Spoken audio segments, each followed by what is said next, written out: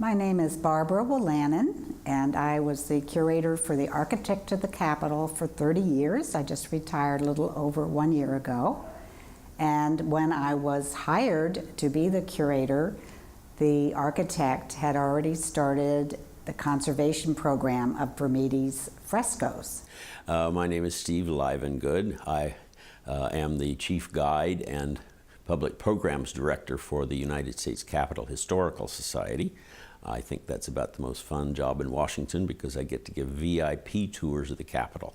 My name is Basil Mosaidis. I'm the executive director of the Order of AHEPA. The AHEPA is an acronym, stands for the American Hellenic Educational Progressive Association, an organization that was founded in 1922 in Atlanta, Georgia, to help bring the Greek immigrant into the United States, help him assimilate into the fabric of America. My name is Thanasi Papapostolou. I'm a figurative sculptor working in the Metro DC area, the Eastern Shore of the United States. I am a figurative sculptor trained in the neoclassical tradition. What had happened with Brumidis murals over the many years is that when they got a little bit dirty or dark, there was no conservation profession. So they would have a painter come and paint over them, and they would match to the dirt. Then the next person that came and painted would again match to more dirt. His art was overpainted by other artists who didn't understand what fresco was. They varnished it, the varnish turned yellow, and then other artists would come in, they saw the varnish, they didn't realize it was a fresco, so they would overpaint it with oil. And so the colors were very ugly, like the Brumidi quarters were like pea green and dirty yellow and brown. And I have to tell you the truth, I did not think his work was very beautiful. And oil is dull and doesn't have the life that fresco does, and so the frescoes were hidden until about 30 years ago. And so they began this process of revealing his artwork.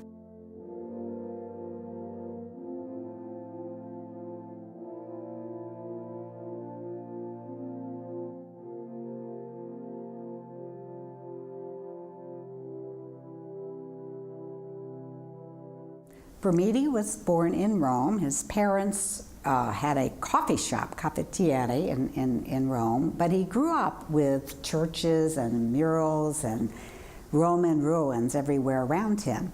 He apparently was very talented because when he was just 13 years old, he got into the Accademia di San Luca, the Academy of St. Luke, to study art, and he later said he studied for 14 years. He was a student.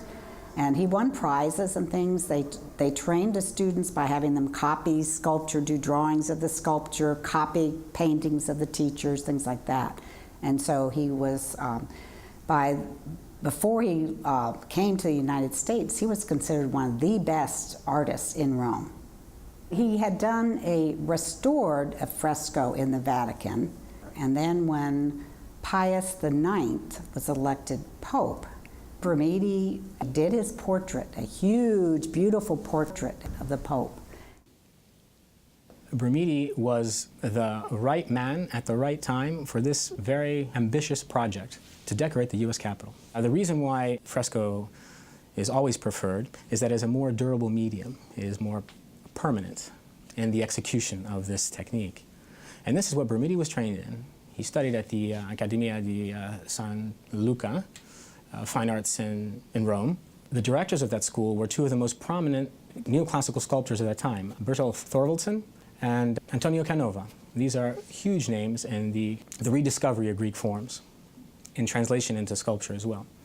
It is said that the sculptural element of his education played a huge role in his ability to execute these murals and construct convincing figures in the round.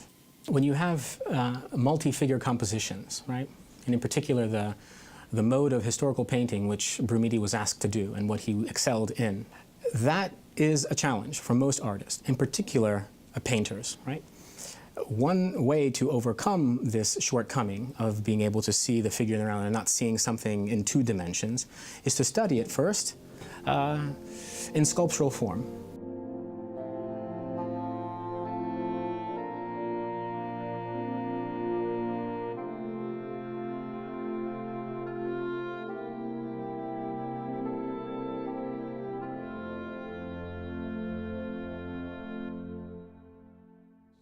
In my capacity as executive director in the year 2001, I was approached by an individual from the Italian-American community by the name of Joe Grano.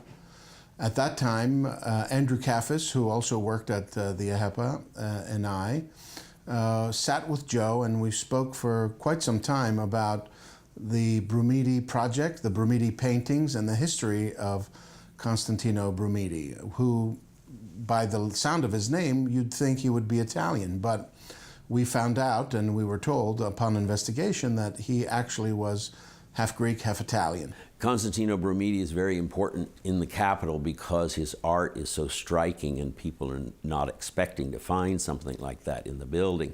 And it's such a wonderful story of an immigrant who made a large and obvious contribution to our whole society by decorating our Capitol building.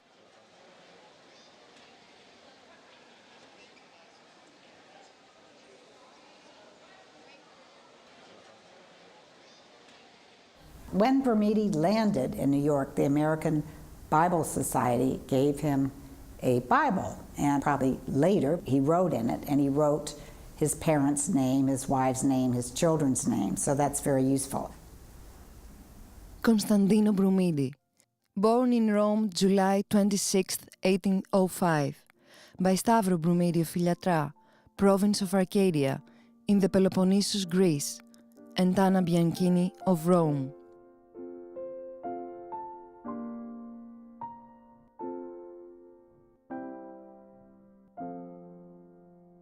Brumidi landed in New York in September 1852, and one of the first things he did is he applied to become an American citizen. You know, it would take 5 years, but he was already committed to becoming an American.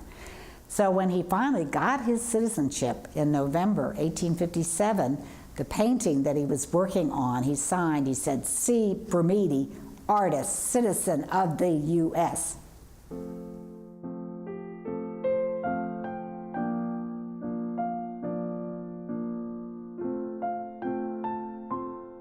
Brumidi was the Michelangelo, if you will, of the Capitol.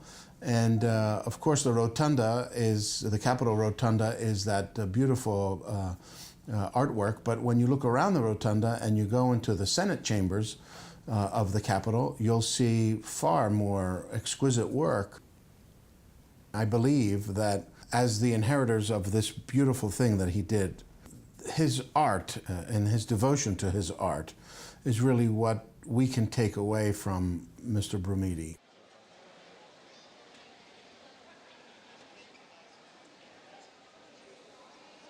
It is a museum, but it's also a working building where the Congress works, and many visitors and tourists come every day. So it's not like a regular museum. We don't have museum guards. There's just the Capitol Police. But I think these days people are aware of trying to, preserve the art. That's part of the mission, is to trying to keep it safe, keep it well maintained so that it always looks beautiful.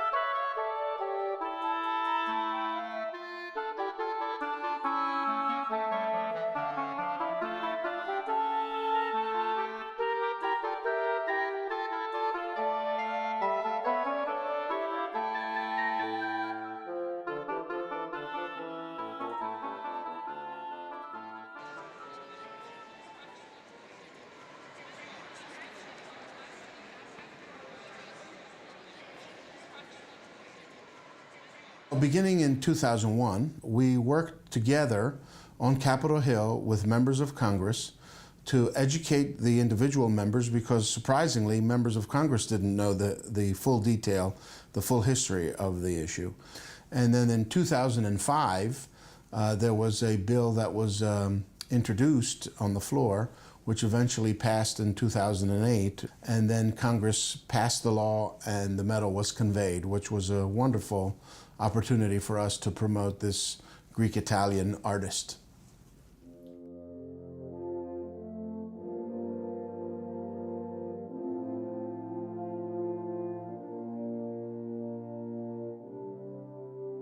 Ο διαπρεπής λόγιος, θεατρικός συγγραφέας και διπλωμάτης Αλέξανδρος Ρίζος Ραγκαβής διορίζεται το 1867 πρεσβευτής της Ελλάδας στην Ουάσιγκτον. Την ίδια χρονιά επισκέπτεται το Καπιτόλιο και καταγράφει τις εντυπώσεις του στα απομνημονεύματά του. Επισκέφθημεν αμέσως την πρώτη ημέρα των Καπιτόλιων το μεγαλοπρεπές της συμπολιτείας βουλευτήριων. Η κεντρική αυτού αίθουσα στεγάζεται υποθόλου υψίστου, ούτω μέσον κατέχει ωραία τοιχογραφία υπό Έλληνος ζωγράφου κατεργαστήσα. Την 3η Ιουλίου παρευρέθην εις την έναρξη της Βουλής εν το λαμπρό βουλευτηρίο που φέρει το όνομα Καπιτόλιον, έχον την αίθουσαν των συνεδριάσεων στεγαζομένην υπό 15 φωτεινών θόλων. Των κεντρικών θόλων εκόσμησε δι' ωραίου γραφικού συμπλέγματος ο ενδρόμη ανατραφής Έλλην Μπρομίδης. Τούτον με τα μεγίστου ενδιαφέροντος εγνώρισα και συνομίλησα.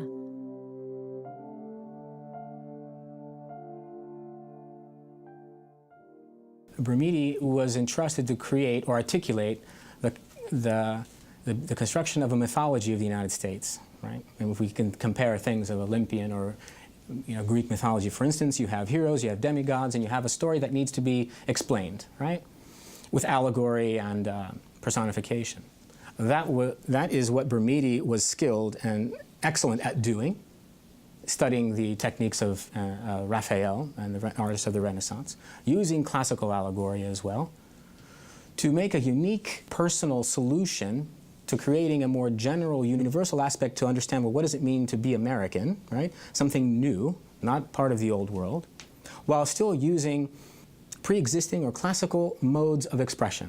For instance, in one of the groupings of the apotheosis canopy, along with using classical figures such as Minerva, Mars, Neptune, for each segment of American history, agriculture, the sciences, he would include technological developments of that time, the steam engine, electric battery, generators, agricultural machines.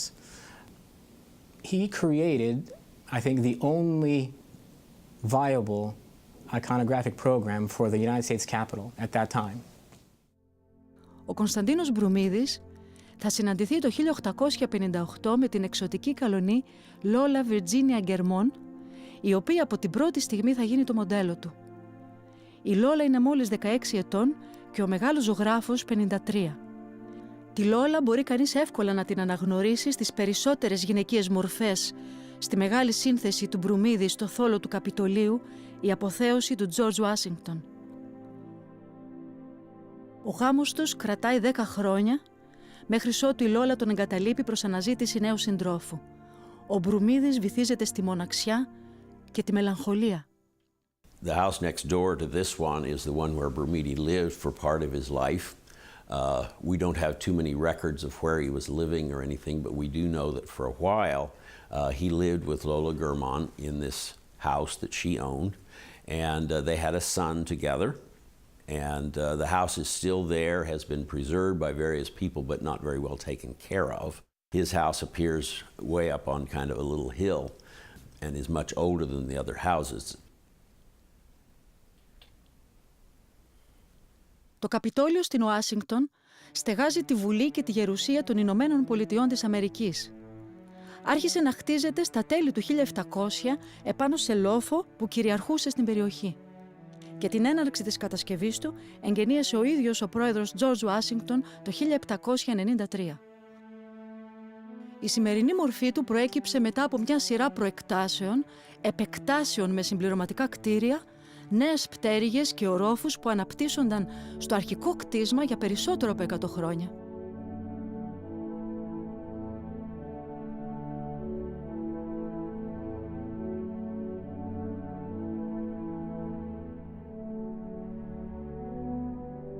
Όταν ο Μπρουμίδης φτάνει στα τέλη του 1854 στο Καπιτόλιο και του ανατίθεται η διακόσμηση του μεγάρου, εκατοντάδες εργάτες δουλεύουν σκαρφαλωμένοι σε σκαλωσιές και κρυπηδώματα μέσα και έξω από το κτίριο. Το 1861 ξεσπάει ο αιματηρός Αμερικανικός εμφύλιος πόλεμος. Μάχες μένονται κατά μήκος του ποταμού Πότομακ που διασχίζει την πόλη της Ουάσιγκτον. Ο Κωνσταντίνος Μπρουμίδης, σκαρφαλωμένος στις καλοσιές του στη Ροτόντα, με τους χρωστήρες στο χέρι, συνεχίζει πυρετωδώς το έργο του. In the original Capitol, there was no murals at all, the early part of the Capitol. The Capitol's been built in a lot of stages.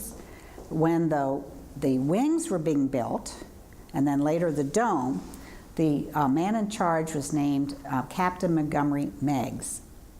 And he had studied art, and he knew about fresco. And he had the idea that there should be frescoes in the Capitol. And frescoes, of course, are painted on the fresh plaster. They're very permanent. They're not going to fade. You know, they're part of the building. But he could not find any artists in America who knew how to paint frescoes or were willing to even learn. And he was writing letters and asking people. And all of a sudden, one day, at the very end of 1854, he wrote in his journal, and I put that in my book, that somebody brought this man to him. He was Italian, and he said he could do frescoes. He had done frescoes in Rome, but he couldn't bring them to show him. And so Meigs said, show me what you can do with fresco. And he gave him a room and a wall to work on. And then Brumidi did the first fresco. That was actually over in the house wing. Brumidi spoke no English, and Montgomery Meigs spoke no Italian. But both of them spoke French, and so the interview was conducted in French. But Meigs satisfied himself that Brumidi knew what he was doing and that this was a great opportunity for the Capitol, as well as for Brumidi and for American art, to have this man lead the decoration of the Capitol building. The title is called, of the very first fresco, is called Cincinnatus Called from the Plow. It's a Roman subject. So he made a little oil study to show Meigs to get approved before he started painting on the wall. And everybody came to see it, the president, the senators, the artists, everybody came to watch him and said, yes, this is good, yes. So it turned out very well.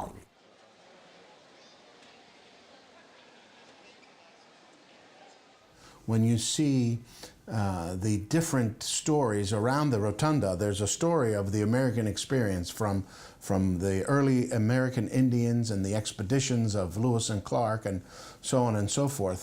Those things are purely built on the principles of freedom and democracy that were found in the United States in its beginnings. The architects of the Constitution based their entire structure on Greek ancient principles. So I believe that Brumidi took those concepts and he brought them to life in his paintings.